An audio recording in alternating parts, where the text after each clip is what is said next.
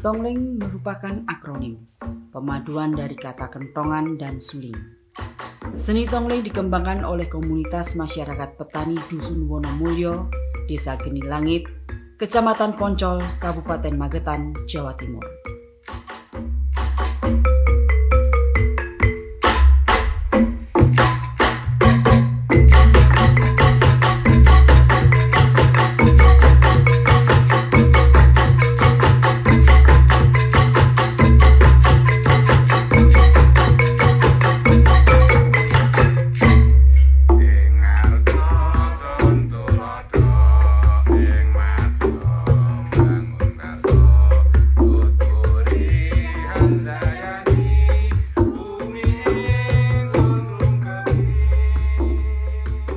Kesenian ini dikelola oleh komunitas Vihara Vimalakirti Wonomulyo, sebuah komunitas penganut Buddha Nichiren Sosu, sebuah sekte agama Buddha yang berpusat di Jepang.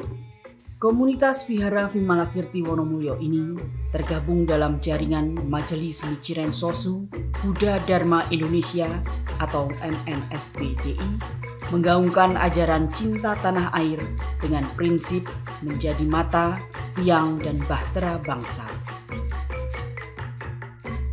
Kami komunitas umat Buddha khususnya sekte Nichiren Sosu gitu, karena itu tujuan dari agama Buddha gitu, bagaimana agama Buddha ini bisa dikenal banyak orang, bisa semakin berkembang, bisa semakin maju.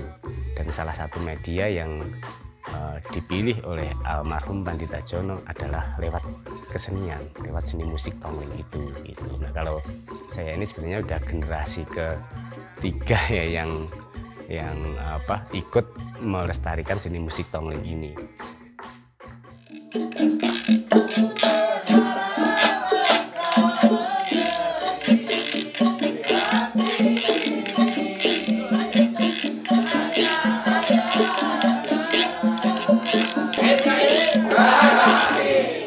Kini, lokasi penyebaran seni tongling tidak hanya dipertunjukkan di Dusun Wonomulyo. Seni tongling pernah dipertunjukkan di Megamendung Bogor, Jakarta, Semarang, Surabaya, juga di sekitar Magetan.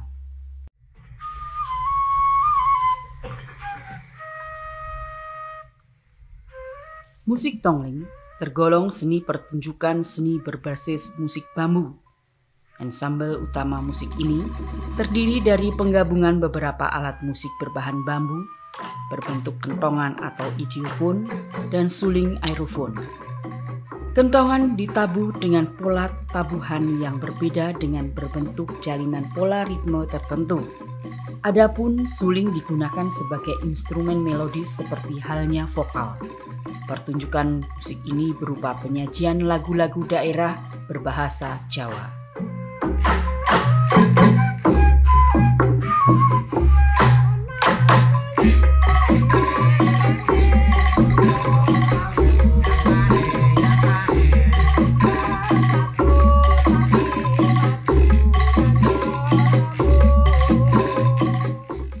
Semula hanya ada 6 kentongan digunakan.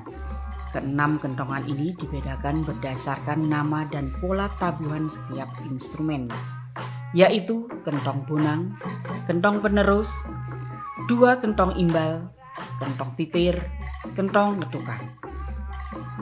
Seiring perkembangan waktu dan kebutuhan pertunjukan, ensemble tongling bertambah instrumennya.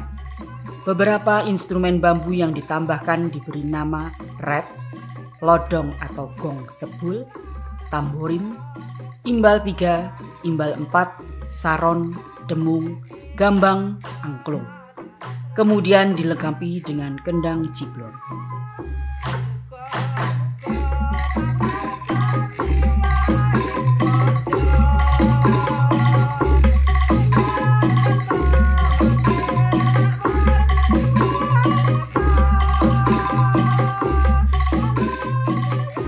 Semula musik tongling ini hanya digunakan oleh sekelompok umat Buddha Nichiren Sosu di Wonomulyo dalam keperluan perayaan Hari Raya Waisak.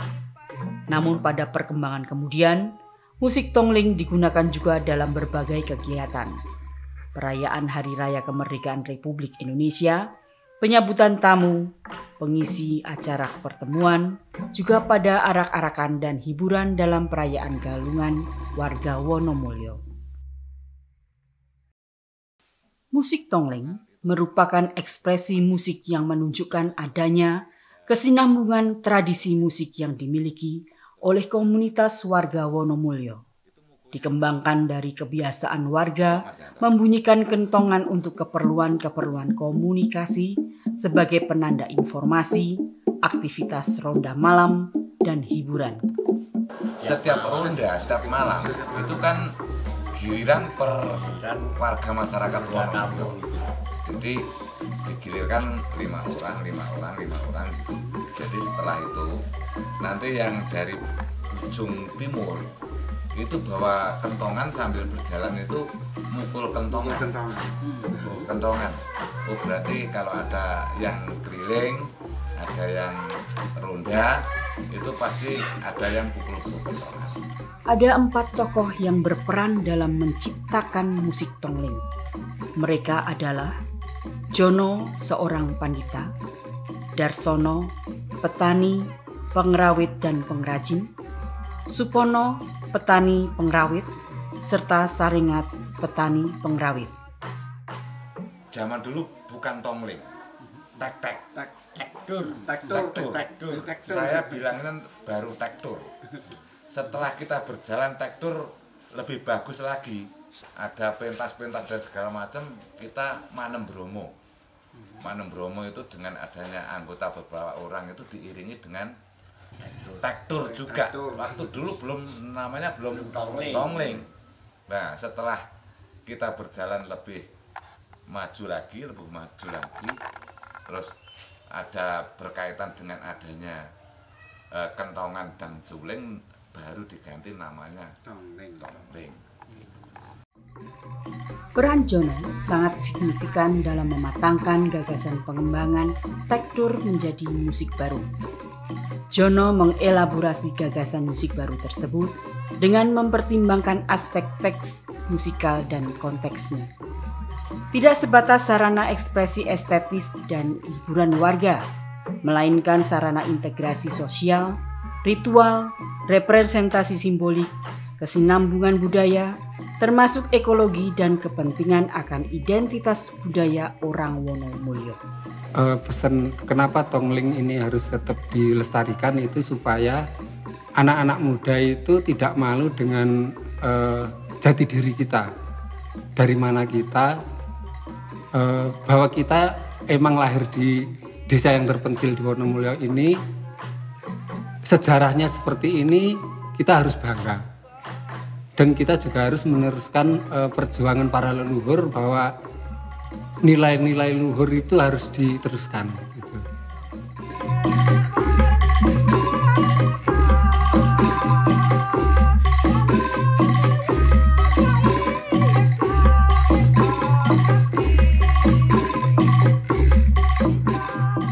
Jono sengaja memadukan kentongan dan suling karena 2 instrumen tersebut dianggap lebih dekat dengan kehidupan dan ingatan kolektif warga Wonomulyo. Dulu itu Ki Hajar Wonokoso waktu masuk ke daerah sini itu bertentangan dengan 5 penghuni.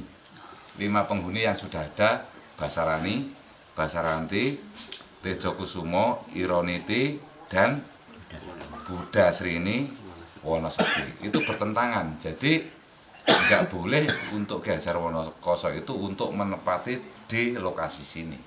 Nah, karena dia itu memaksa agar kita pokoknya tetap bisa menempati di sini, dia itu setiap malam mengadakan kidungan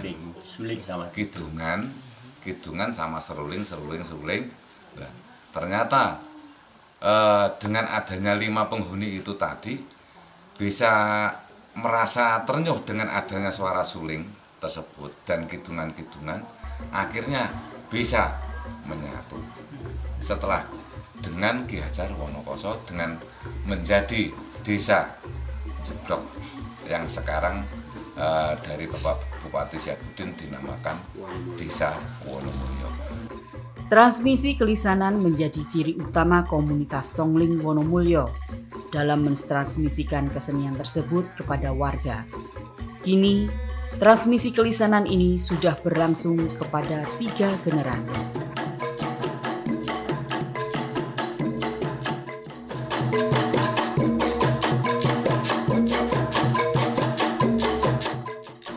Tongling meskipun awalnya dirintis oleh komunitas petani penganut Buddha Nichiren Sosu di Wonomulyo, akan tetapi pada praktik pertumbuhan dan perkembangannya diusahakan sebagai sebuah praktik budaya yang inklusif.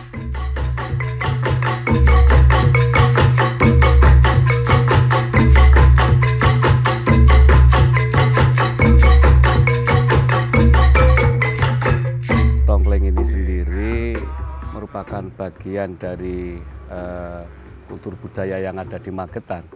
Bagaimana ini penting sekali saya angkat di dunia pendidikan. Nah, yang pertama bahwa ada beberapa filosofi dalam tongling itu sendiri yang bisa kita masukkan dalam nilai-nilai karakter ya.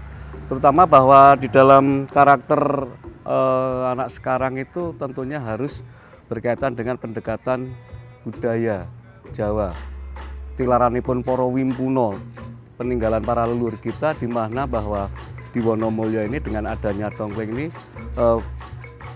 bisa memperhalus di mana bahwa anak-anak terutama di SMA 1 Magetan itu bisa memperhalus dengan adanya nilai-nilai kesederhanaan yang bisa kita angkat menjadi sebuah kehidupan, tatanan kehidupan, di mana bahwa kita hidup harus berangkat dari nilai sederhana.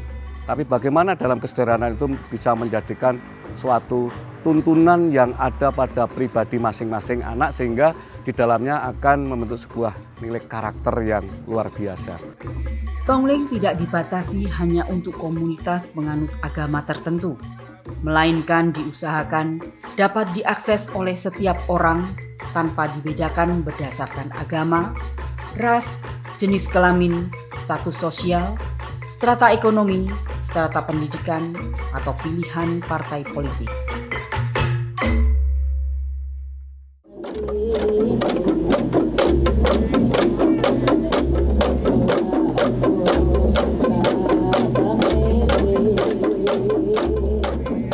Musik tongling merupakan jenis musik yang tidak memiliki unsur-unsur yang bertentangan dengan instrumen hak asasi manusia. Musik ini dapat diakses secara luas oleh semua warga, kaum laki-laki, kaum perempuan, orang dewasa, anak remaja, dan anak kecil.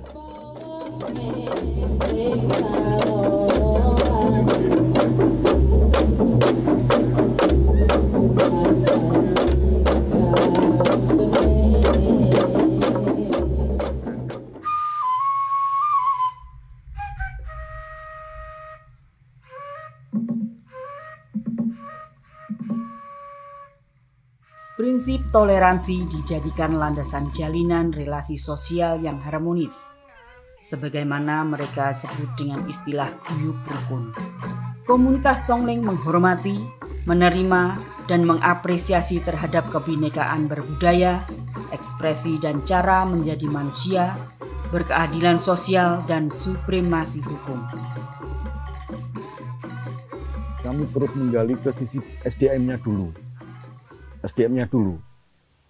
Meskipun tiap kali pentas, tiap kali ada event, kami tetap mementaskan tongling. Dan sekarang sudah dari teman-teman seniman juga sudah ada penggagas kerjasama dengan kita juga. Mungkin kita ekspos melalui mungkin bukan seni tradisinya yang sana, mungkin ada pendukungnya, mungkin ada kolosalnya, mungkin ada garapan-garapan yang tidak lepas dari item tongling itu sendiri.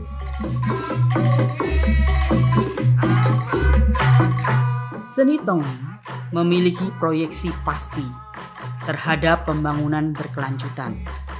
Komunitas merasakan manfaat bermusik tongling.